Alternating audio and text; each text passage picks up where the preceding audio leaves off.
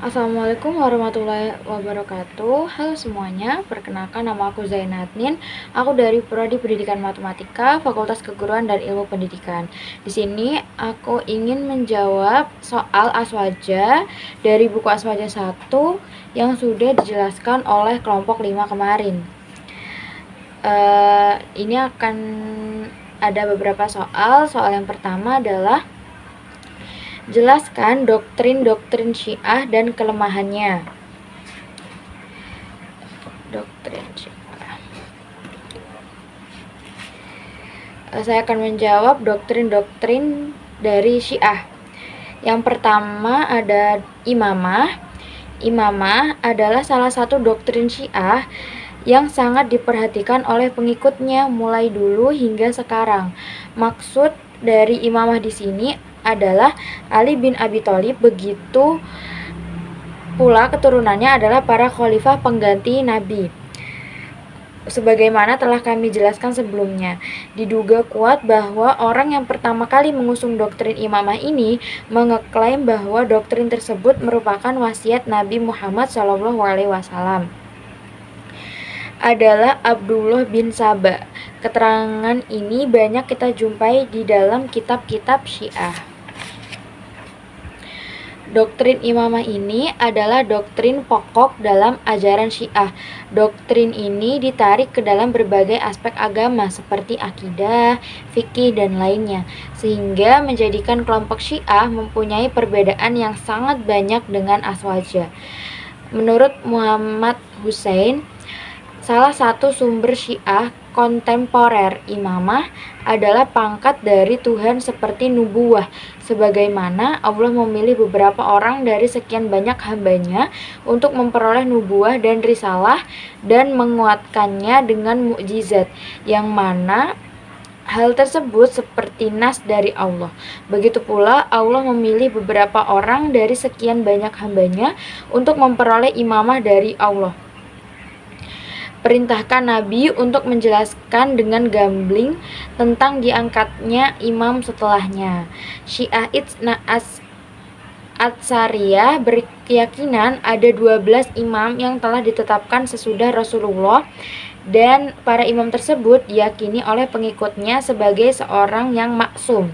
Mereka adalah 1. Ali bin Abi Thalib bergelar Al-Murtado. Yang kedua, Hasan bin Ali bergelar Al-Zaki. Yang ketiga, Husain bin Ali bergelar pemimpin para syuhada. Yang keempat, Ali bin Husain mempunyai 2 gelar, yaitu Zain al-Abidin dan Al-Sajjad. Yang kelima, Muhammad bin Ali al-Baqir. Yang keenam, Ja'far bin Muhammad al-Siddiq. Yang ketujuh, Musa bin Ja'far al-Kazim. Yang kedelapan, Ali bin Musa al-Ridho. Yang kesembilan, Muhammad bin Ali al-Jawad. Yang kesepuluh, Ali bin Muhammad al-Hadi. Yang ke-11, Hasan bin Ali al-Askari. Yang ke-12, Muhammad al-Mahdi. Nah, menurut keyakinan Syiah, dia adalah imam yang nanti kehadirannya di akhir zaman. Yang kedua adalah doktrin Mahdisme atau Imam Mahdi. Selain konsep imamah, Syiah juga memiliki doktrin Mahdisme. Mereka meyakini bahwa imam mereka yang ke-12, Muhammad al-Mahdi, masih hidup dan akan kembali untuk menegakkan keadilan di muka bumi.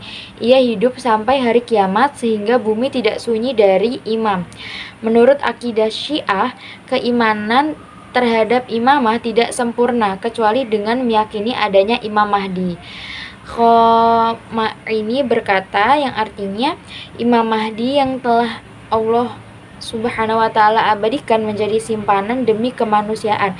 Dia akan bekerja menyebarkan keadilan di seluruh penjuru dunia dan akan berhasil menggapai tujuan yang mana seluruh para nabi gagal mencapainya. Khutbah yang disampaikan Khomeini pada tanggal 15 Sya'ban 1401 Hijriah. Nah, menurut Ahlussunnah wal Jamaah, di akhir zaman juga akan ada Imam Mahdi, namun berbeda dengan Syiah. Sebab Syiah meyakini bahwa Imam Mahdi sudah ada sejak zaman dulu dan pada saat ini sedang bersembunyi. Secara umum, pendapat Syiah berdasarkan riwayat yang dibuat-buat, yang dinisbahkan kepada Nabi SAW atau kepada imam-imam mereka. Yang ketiga adalah Isma al-Imam, kemaksuman para imam. Para pengikut Syiah meyakini bahwa para imam mereka maksum, yakni terjaga dari perbuatan dosa, baik dosa kecil maupun dosa besar. Mereka tidak pernah berbuat dosa, baik secara sengaja maupun lupa. Yang keempat adalah taqiyah. Secara etimologi, kata taqiyah berasal dari bahasa Arab, dari akar kata waqoya yang berarti melindungi sesuatu dari sesuatu yang lain. Dalam Syiah, istilah taqiyah berarti mengatakan atau menghadirkan sesuatu yang bertentangan dengan keyakinannya sendiri dalam rangka menyelamatkan diri dari orang yang tidak sepaham dalam akidah. Dalam taqiyah bagi Syiah bukanlah sekedar anjuran atau dispensasi, akan tetapi dijadikan sebagai bagian dari pilar-pilar atau rukun-rukun agama, seperti halnya sholat dalam Islam. Barang siapa yang tidak bersedia menerapkan konsep taqiyah, maka berarti ia telah merobohkan salah satu pilar agama. Yang kedua adalah jelaskan doktrin-doktrin Khawarij beserta kelemahannya. Di antara perwakilan pemikiran kelompok Khawarij adalah yang pertama adalah orang yang berbuat dosa dianggap kafir. Pemikiran ini dilandasi kesalahpahaman mereka tentang ayat Quran surat Al-Maidah ayat 44 yang berarti, dan barang siapa yang tidak berhukum sesuai dengan hukum Allah, maka mereka adalah orang-orang kafir. Kelompok Khawarij memahami dengan keliru bahwa kafir dalam ayat tersebut adalah kafir dengan arti keluar dari Islam, bukan kafir nikmat.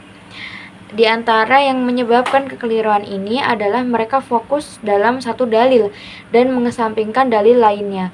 Padahal dalam memahami ayat Al-Quran, kita harus menjamirkan atau mengompromikan antara satu dalil dengan dalil lainnya, apalagi dalil-dalil yang secara dohir terlihat bertentangan. Pendapat kelompok Khawarij jelas keliru, sebab dalam banyak ayat Al-Quran dan hadis, orang yang berdosa baik besar maupun kecil tidak mengeluarkannya dari Islam. Yang selanjutnya adalah Khawarij berpendapat bahwa mengangkat pemimpin hukumnya tidak wajib dan boleh membelot dari pemimpin yang dirasa tidak baik. Pendapat ini berbeda dengan pendapat Ahlussunnah wal Jamaah, sebab Ahlussunnah wal Jamaah berpendapat bahwa mengangkat pemimpin hukumnya wajib dan haram membelot darinya, baik pemimpin tersebut baik maupun buruk, sebab dampak yang ditimbulkan apabila tidak ada pemimpin dan keluar dari pemimpin yang sah sangat besar.